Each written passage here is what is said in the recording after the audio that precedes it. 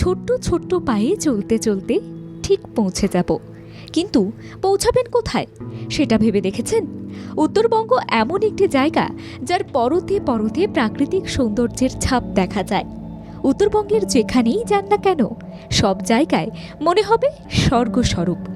আজ আপনাদের নিয়ে যাব উত্তরবঙ্গের একেবারে অফবিট আর নির্জনতায় ভরা এক ডেস্টিনেশনে, যে জায়গায় আসলে দূরের ঘন মেঘে ঢাকা পাহাড়ের উঁকিমারা দেখতে পাওয়া যায়। নিচ দিয়ে গর্জন করে বয়ে চলেছে পাহাড়ি নদী, কোথাও সরু আবার কোথাও অনেকখানি চওড়া পথে কুলুকুলু ধ্বনি রবে বয়ে চলেছে এই নদী। একপাশে সবুজ বাগিচার ন্যায় দেখতে পাওয়া যায় ঘন চা বাগান। সেই চা বাগানের ওপর যখন এসে পড়ে পড়ন্ত বিকেলের সূর্যের কিরণ, তখন এই সবুজ চা বাগানের সৌন্দর্য আরও বৃদ্ধি পায়। ভাবছেন উত্তরবঙ্গের কোলে এত সুন্দর জায়গা কোথায় লুকিয়ে রয়েছে? আলিপুরদুয়ারে রয়েছে এই জায়গা, যার নাম কুমারগ্রাম। এই কুমারগ্রামেই রয়েছে নিউল্যান্ডস চা বাগান। কুমারগ্রামে প্রবাহিত এই নদীর নাম রায়ডাক।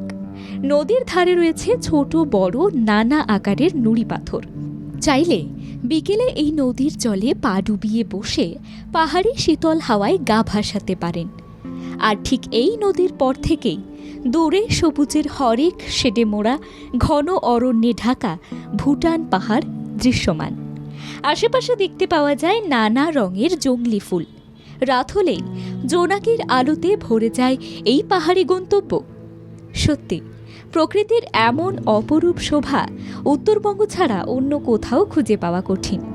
তাই বেশি দেরি না করে যদি এই পুজোতেই কোনো নিরিবিলি পাহাড়ি গন্তব্যে যাওয়ার প্ল্যান করছেন, তাহলে সেই তালিকায় যুক্ত করতে পারেন কুমারগ্রামের নাম।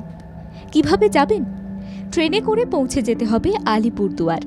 সেখান থেকে গাড়ি ভাড়া করে বাকি পথ পৌঁছে যাবেন। ব্যুরো রিপোর্ট, বাংলা জাগো।